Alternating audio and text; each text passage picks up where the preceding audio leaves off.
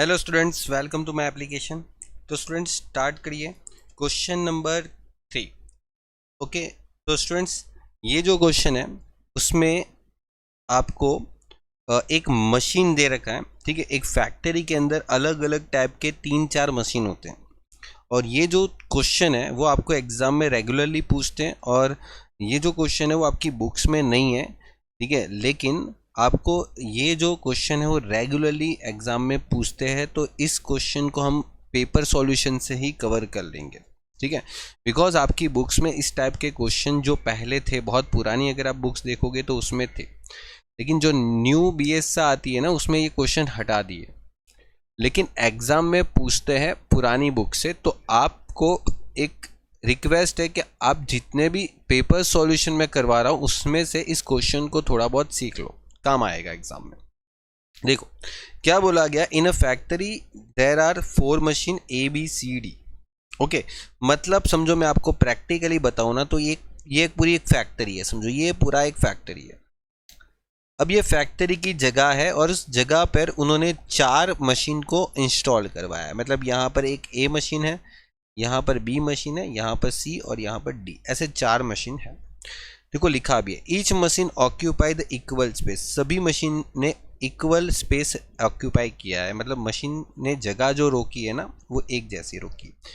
Machine are rate निकालना है in respect of machine ए। हमें जो कैलकुलेशन करना है वो मशीन ए के रिस्पेक्ट में कैलकुलेशन करना है। ठीक है, चलिए, तो आपको जो भी इंफॉर्मेशन दे रखी है वो मशीन ए के हिसाब से दे रखी।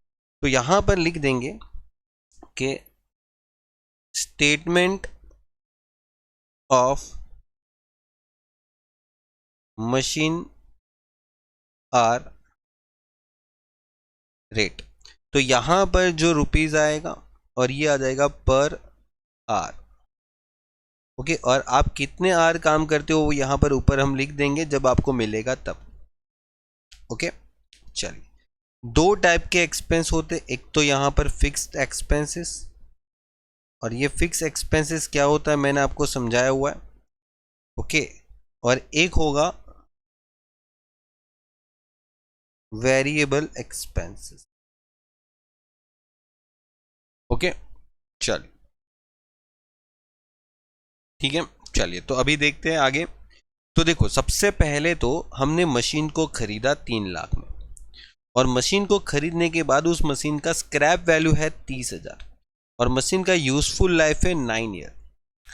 इसका मतलब ये हो गया कि इस मशीन का जब डेप्रिसिएशन हम कैलकुलेट करेंगे तो वो कितने 1 साल का कैलकुलेट होगा।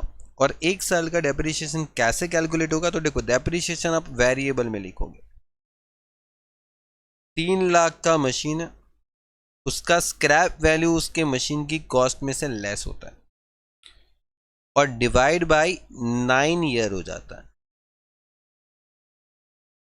ठीक है, डिवाइड बाई 9 ईयर हो जाता है। तो 2,70,000 डिवाइड बाई 9, मतलब 1 साल का पूरा जो डेप्रीशिएशन है मशीन का वो हो जाएगा 30,000 रुपये। ठीक है, एक मशीन का डेप्रीशिएशन, और यहाँ पर मशीन ए का ही बोला है, ध्यान रखना ये मशीन ए की मशीन का। उसके बाद यहाँ पर rent rate of the factories जो है वो 7,500 पर मंथ है। तो 7,500 पर मंथ जो है ना वो पूरी फैक्ट्री का रेंट है। मतलब ये जो पूरी फैक्ट्री दिख रही है उसका पूरी फैक्ट्री का महीने का रेंट है 7,500। तो यहाँ पर जो रेंट लिखोगे वो 7,500 इंटू 12। ठीक है, मतलब 90,000 रुपीज का रेंट चला जाएगा। लेकिन मुझे तो यहाँ पर उतना ही रेंट लेना है जितना इस मशीन के लिए लगता है। तो देखो इस मशीन के लिए तो यहाँ पर जो स्पेस ऑक्यूपाई किया गया है पूरा फैक्ट्री का, उसमें 4 भागों में इक्वली हमने 4 मशीन को इंस्टॉल किया है। तो हमने यहाँ पर क्या कर देना है कि इस मशीन के लिए जो रेंट लगेगा फैक्ट्री का वो 1/4, मतलब 22,500। बात आई समझ में? मशीन जो इंस्टॉल किया है वो सिर्फ इसी पार्ट में इंस्टॉल किया है, तो उतना ही रेंट लगेगा। इस मशीन की जो रेंट है वो इतनी ही रहेगी, वो एरिया ऑक्यूपाई किया है ना उसके हिसाब से। इंश्योरेंस प्रीमियम जो है ना वो मशीन ए का 7% रहेगा, तो मशीन ए का 7%। तो 3 लाख का मशीन, उसका एनुअल 7% इंश्योरेंस है, तो यहाँ पर जो इंश्योरेंस है तो 3 लाख के मशीन का 7%, तो 3 लाख का 7% हो जाएगा 21,000। उसके बाद है electricity for the factory annual 60,000। Machine का जो इलेक्ट्रिसिटी लग रहा है ना मशीन का, और मशीन जो है वो ए यूज़ होता है 4 light point out of the 20 light point. मतलब देखो ये मशीन ए जो है ना, वो ये पूरी फैक्ट्री में है ना 20 लाइट पॉइंट है, 20 पॉइंट है। अब 20 पॉइंट में से जो ये ए मशीन है ना वो 4 पॉइंट को यूज़ करता है। मतलब 20 में से वो 4 पॉइंट ये फैक्ट्री में इस मशीन के लिए यूज़ होता है। तो यहाँ पर हम ये जो 60,000 का जो एनुअल फैक्ट्री का इलेक्ट्रिसिटी एक्सपेंस कर रहे हैं ना, उसको भी हम इसी रेशियो में डिस्ट्रीब्यूट कर लेंगे। तो यहाँ पर इलेक्ट्रिसिटी एक्सपेंसेस जो है वो 60,000 पूरे साल का, लेकिन यहाँ पर 4 पॉइंट यूज़ हो रहा है आउट ऑफ 20। ठीक है, 20 में से सिर्फ 4 पॉइंट ही इस मशीन के लिए यूज़ होता है। तो इस मशीन के लिए जो अपना एक्सपेंस होगा ना वो कितना रहेगा, 4 पॉइंट जितना आउट ऑफ 20 में से, मतलब हो गया 12,000। समझे कि ना। चलिए वेजिस है ना, वेजिस वो देखो यहाँ पर क्या बोला, वेजिस ऑफ द वर्कर पर वर्कर जो है पर मंथ का इतना है। मतलब एक आदमी का 7500 महीने का वेजेस, तो 12 महीने का हो जाएगा 90,000। लेकिन ये भी पर वर्कर का है ना, और यहाँ पर टोटल 4 वर्कर है। और यहाँ पर क्या बोला, they give equal time to each machine. मतलब 4 वर्कर है, चारों 4 वर्कर मशीन पे इक्वली अपना टाइम देते। मतलब यार देखो 4 वर्कर जो है ना वो चारों आदमी, हर आदमी एक एक मशीन के ऊपर काम करता होगा, या तो फिर समझो चारों मशीन के मतलब चारों वर्कर चारों मशीन पे काम करते हैं, तो भी वो लोग इक्वली अपना टाइम सभी मशीन के लिए दे रहे। तो कैसे करेंगे, देखो यहां पर लिखेंगे वर्कर सैलरी 7500 इंटू 12, मतलब ये हो गया 90,000। एक वर्कर का साल का सैलरी 90,000। मेरे पास 4 वर्कर है, लेकिन ये चारों वर्कर हर मशीन पे इक्वली टाइम दे रहे हैं, तो मैं मशीन के हिसाब से 1/4 भी कर लूंगा। ठीक है, 90,000 इंटू 4 डिवाइड बाई 4, तो वापस आ जाएगा आंसर उतना ही कि 90,000। ठीक है, चलिए फिर एक सुपरवाइजर रखा है वर्करों पे ध्यान रखने के लिए। ठीक है, समझो 4 वर्कर थे। अब ये जो 4 वर्कर, अब सभी वर्कर को हम 7500 महीने का दे रहे थे, तो हमने 12 महीने का मतलब उनको देना था 90,000। और ये 4 वर्कर था तो 3,60,000 4 वर्कर का खर्चा होता है, ठीक है, सैलरी का। लेकिन ये चारों वर्कर जो है ना वो चारों मशीन पे काम करते हैं ना इक्वली, तो मैंने क्या कर दिया, इसको 4 से डिवाइड कर लिया वापस, तो मेरे को 90,000 आंसर मिला ना सैलरी का। समझे कि नहीं बात को, जो अभी हमने निकाला। अब ये 4 वर्कर के ऊपर एक अच्छा खासा एम्प्लॉय रखा है हमने। ये कौन है, बोला ये सुपरवाइजर है। ये चारों आदमी ठीक से काम करते कि नहीं करते उसको देखने के लिए। और उस सुपरवाइजर की सैलरी है महीने की 15,000। महीने का 15,000, साल का कितना हो जाएगा, तो साल का 12 से मल्टीपल कर लो। लेकिन ये भी अपना इक्वली टाइम देता है ना हर मशीन के लिए, तो यार ये भी तो सिंपल हो गया ना। सुपरवाइजर सैलरी कितना हो गया, सुपरवाइजर को कितना दे रहे, देखो 15,000 महीने का दे रहे, 12 के हिसाब से ये 4 मशीन के ऊपर अपना टाइम इक्वली दे रहा है, तो 4 से डिवाइड कर लो, 45,000 आ जाएगा। मतलब इस मशीन के लिए जो सुपरवाइजर काम कर रहा है वो 45,000 जितना उसका अलोकेशन है कॉस्ट।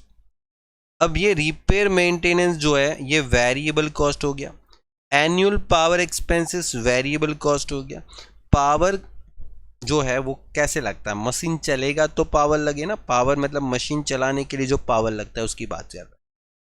अब यहाँ पर रिपेयर मेंटेनेंस जो है वो 54,000 for the useful life of the asset, machine का यूजफुल लाइफ 9 साल का है। तो जो रिपेयर है ना वो आपको 54,000 दे रखा है, लेकिन ये मशीन का लाइफ का पूरा दे रखा है, मतलब डिवाइड बाई 9, क्योंकि 9 साल की उसकी यूजफुल लाइफ है मशीन की। 6,000 हो जाएगा साल का 6,000 का खर्चा उसकी रिपेयरिंग के पीछे। और सबसे ज़्यादा इम्पोर्टेंट पॉइंट तो अब आया बेटा, क्या आया, बोले एनुअल पावर एक्सपेंसेस जो है ना मशीन का, वो बोले कि 1,80,000 है, और पावर कंजप्शन ऑफ मशीन जो है ना वो 3 रुपये हो रहा है 1 घंटे का।